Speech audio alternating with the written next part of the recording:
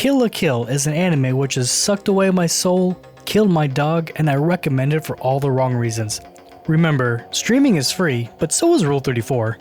In class, the teacher reviews Smash or Pass World War II Hit Edition, but it's then interrupted by a student council member. His name is Ida Gamaguri. Gamaguri? Gababui? Bababui. He's the disciplinary committee chair. He's looking for a student that intends to harm the school. The student blows his cover and throws tear gas on the ground and tries to escape. He's then thrown out to the front courtyard. In desperation, he throws on a school uniform. But this is no ordinary school uniform, it's a Goku uniform. Hey, it's me, Goku! It gives the wielder immense powers, but he's quickly humbled by Gamaguri as he's got the higher echelon 3-star, gotcha star, no star, ho star, Joe star rating. The student then gets smacked around like cupcakes in a bakery once EDP walks in. Gamaguri gets that uniform back. Then the student council president, Lady Satsuki, shows up, and then she kinda like Rihanna, she just shines bright like a diamond. No, she just shines her light in approval. She says, "I'm thick and he's sweet, that's peanut butter jelly. I'm quick to move in and put that peanut on his belly." The following day, Ryuko Matoi arrives at the base of the town. She's actually a transfer student that's newly enrolled into the academy. On the first day in town, she walks through Detroit towards school, but runs into a group of kids. Kids intend on mugging Ryuko, but she quickly just slaps them around. As the kids are defeated, they quickly back off. Ryuko walks away, but Mako arrives just in time to scold her younger brother for trying to steal. Then Ryuko just quickly runs off because she's late for school. At school, Ryuko ends up being Mako's deskmate. Mako is quite talkative and tries to get closer to Ryuko, but she's kind of dumb. Mako explains the hierarchy system of the student council and the Goku uniform. She explains that Satsuki's at the top and everyone else is her lackey. Where can I sign up? Ryuko questions Satsuki and whips out her TSA approved long john. Ryuko explains that it's half of a scissor and she's looking for the owner of the other half, as it belongs to the person that killed her father. The head of the boxing club intercepts Ryuko. He explains that his Goku uniform allows his boxing gloves to be as hard as steel. The two fight, but Ryuko's quickly taken down. She pretty much got that Chris Brown treatment. Knowing she can't beat the Chris Brown frown standing behind him, she made a quick escape. In the student council office, the boxing club leader is being disciplined for failing to capture Ryuko and her weapon. Student council members discuss Ryuko's public record and her past. Satsuki hears Ryuko's last name and is intrigued, like she got a crush on her. Meanwhile, Ryuko's back at the trap house, apologizing to her dead father that she could not find any clues, but as she does, she quickly falls through a hidden trap door. She ends up in a secret lab that kind of looks like a thrift shop, and then she's attacked by clothing. Not just any clothing, Victoria's Secret clothing. The sailor uniform screams at Ryuko. It doesn't want to fall back asleep and forces its way on Ryuko like how James Charles would force his way into a miner's DMs. At school, the boxing club president has Mako captive, claiming that she would be fried alive if Ryuko doesn't come back. Ryuko dashes in from the crowd to save Mako and proposes a boxing fight. She's quickly bombarded by punches, and then she blocks a drill punch. But in that block, her overcoat quickly falls apart. Like my life. From this point forward, this anime will influence OnlyFans creators years from its release. But I digress. The fight continues with plenty of punches. Kinda looks like my dad out there. Unlike my mom, a girl takes the hits head on, and just like my ex, Ryuko can't feel it. And to top it off, her long john stripped her opponent naked. She then knocks the guy up towards the president, but her subjects are quick to block the attack, except for the small splatter of blood that lands on Satsuki's face. Ryuko's losing consciousness due to the sailor uniform quickly draining her of most of her blood, so she quickly escapes. The following day, Ryuko wakes up with EDP looming over her. She punches him and realizes, that's not EDP, it's Mako's dad, and he happens to be a doctor. Hey, at least he's not a gynecologist. She's then greeted by the rest of Mako's family and is patched up. Back at school, the Goku uniforms are being mass-produced, intended for world domination.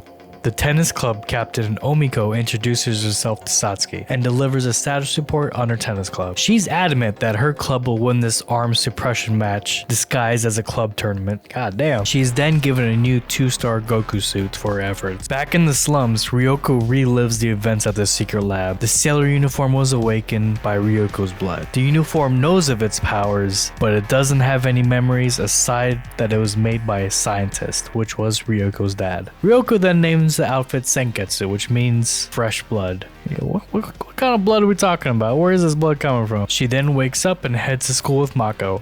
At school, Mako is bombarded with all the balls. Mostly just tennis balls. The reason why Mako is being punished is because she missed her tennis practice, and the only reason why she missed tennis practice was because she was kidnapped. Omiko doesn't really care, and she just continues with the punishment. But Ryuko gets Mako to escape, and she takes on the tennis captain. As the fight begins, Senketsu does not wake up, and Ryuko is knocked into the canal. As Ryuko drifts away, she is then saved by the homeroom teacher. A little about this homeroom teacher. A, he's kind of sus. B, he's all about that nude beach life. C, he doesn't like any deodorant. You can basically just call him a true gamer. He explains to her why the sailor uniform didn't work. Just like how his blood rushes below when he gets excited, the uniform needs the blood of its master to activate. So, he gives her a glove that he bought at Hot Topic, which helps her activate the Kamui. Back on school grounds, Mako's still getting balls to the face, but she's interrupted by Ryuko once again. Ryuko slices all the tennis balls, but Uzuzu hated her and said she lost. The reason for her loss is because they're on a tennis court. He talks her into fighting in a tennis match. Omiko agrees to this, and she starts the match. Ryuko is quickly overwhelmed by Omiko, mostly because Ryuko is too strong. Her tennis racket keeps breaking, so she can't score any points.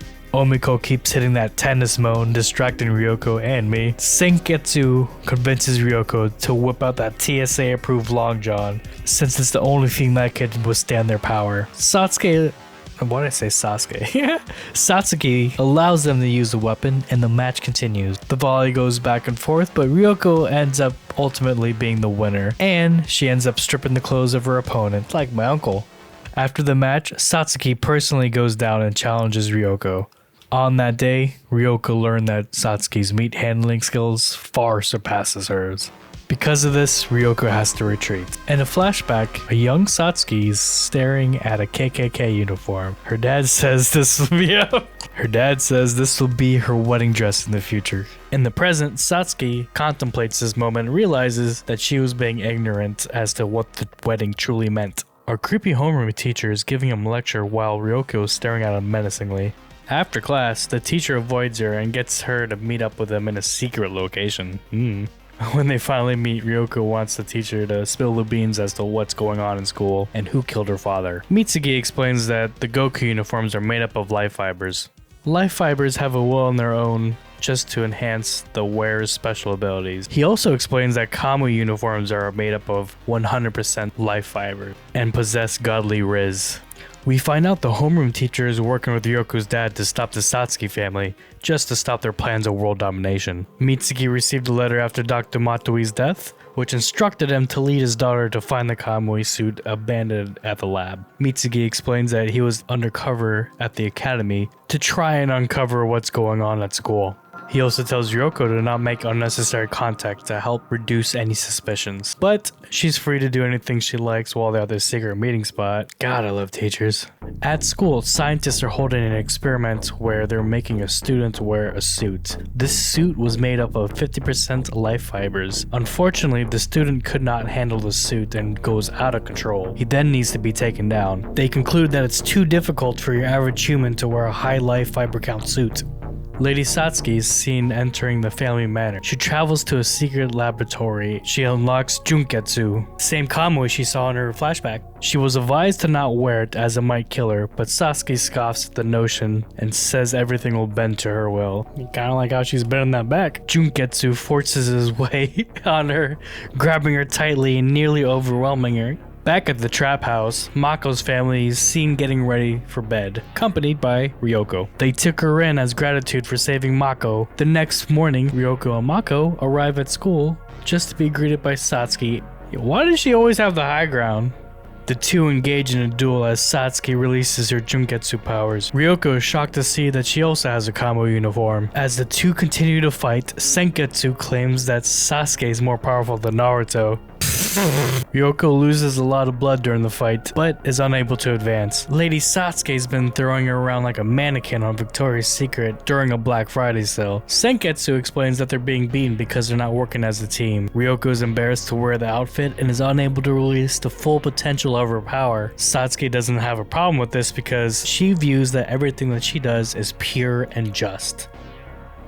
And hot. Luckily, Mako interrupts the fight with a Tak no Jutsu, and she says that Ryuko shouldn't have been embarrassed because she's got some big Gokus. As Mako is about to be killed, Ryuko intercepts and reactivates her suit. Not understanding what's going on, she realizes that she shouldn't be embarrassed, and she should just embrace the fact that she's low-key an exhibitionist. As the battle continues, she is able to knock Satsuki off balance and misses a devastating blow on her. This only excites Satsuki, and the two clash, destroying the school grounds around them. During the fight, Ryuko asks once again if she knows who killed her father and claims that she will destroy all of Satsuki's ambitions to get the answers she seeks. Satsuki backs off and accepts her challenge and tells Ryuko if she defeats her kingdom and every student here, she will grant Ryuko her wish.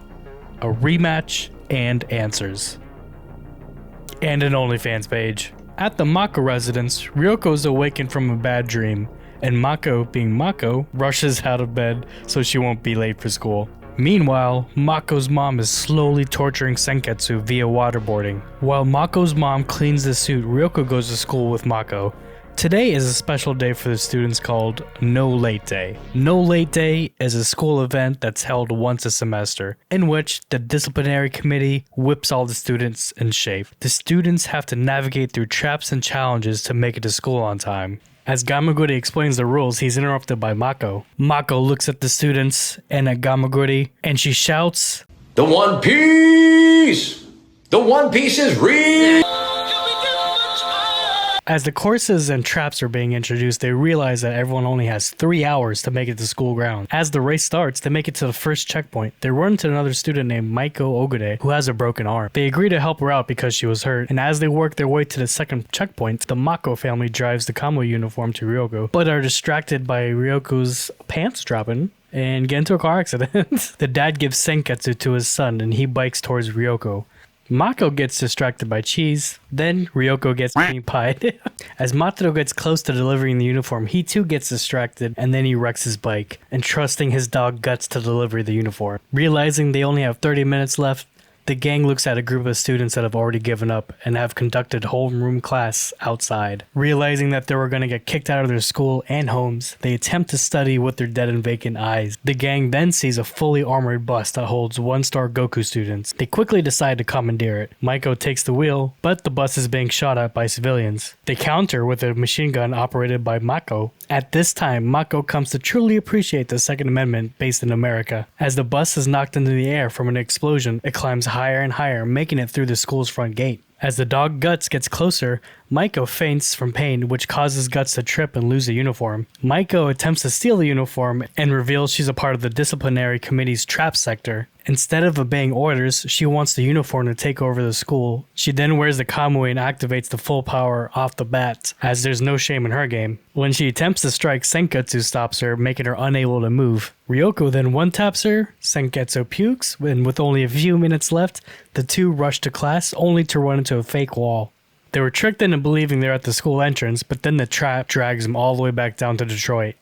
Ryuko transforms, saving Mako from falling, and they take the trolley all the way back up to the top. With seconds left, they both make it successfully to homeroom on time. A man pulls up on a motorcycle. His name is Sumugu Kinagasi. He quickly assembles a sniper and scouts the school. After he finds Ryuko, we find out 2 things about him.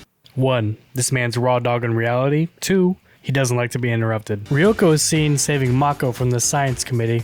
Let's get a close-up of the life fibers here. Okay. Afterwards, Ryuko reveals she can change the size of her long john. Must be nice. Senketsu tells Ryuko to stop being cocky. Mako gets attacked by a barrage of needles like a crackhead that just won the lottery. Kinagase reveals himself and attacks Ryuko again with the intent of destroying her kami. He then tells Ryuko to remove her clothes. Why am I getting flashbacks? He's then interrupted by a needle that was shot into his arm, and he backs away. Afterward, he meets up with the homeroom teacher and is told to back off as their goal and Ryoko's goal align. Kinigase says he can't do it as the Kamuis are too dangerous, which is why he must eliminate them. He even vows to eliminate all Kamui, even if he's naked. Yeah, I'd pay to see that. We see a naked montage of Kinigase prepping his weapons for the following battle. In the student council room, they are discussing the threats and how they should deal with them. They decide it would be best to gather as much data as possible for the future. The next day, Mako goes to school ahead of Ryuko as she waits for the fight to come. The two meet at school. Sparing no time, rockets are shot at Ryuko along with a barrage of needles. As Kinigase is John Wicking her, they're interrupted by multiple clubs to bring them both down. Ryuko chases Kinigase, but she's consistently running into his traps as he's taking down the other clubs at the same time, fending everyone off. Ryuko is slowly getting beat down and is finally transformed back into her normal self. She gets tackled and is then instructed to take her clothes off after getting slapped around a little bit. We come to learn that Kinigase has a distrust for Kamuis after someone he loves was killed by one as she was strangled to death. Mako once again interrupts the fight, freebases G Fuel, and claims that Raw Dog in reality isn't the way of life. They are then interrupted by that freaky girl at band camp, but Kinigase makes his escape. Ryuko wakes up fully clothed at Jeff Epstein's private island. Senketsu and Ryuko exchange some heartfelt words, and that they would remain friends forever. And that's it for today. Part 2 coming up next, and sorry about the first half of the video. I was still kind of sick, but I feel much better now. If you liked it, subscribe, let me know what part you liked the most.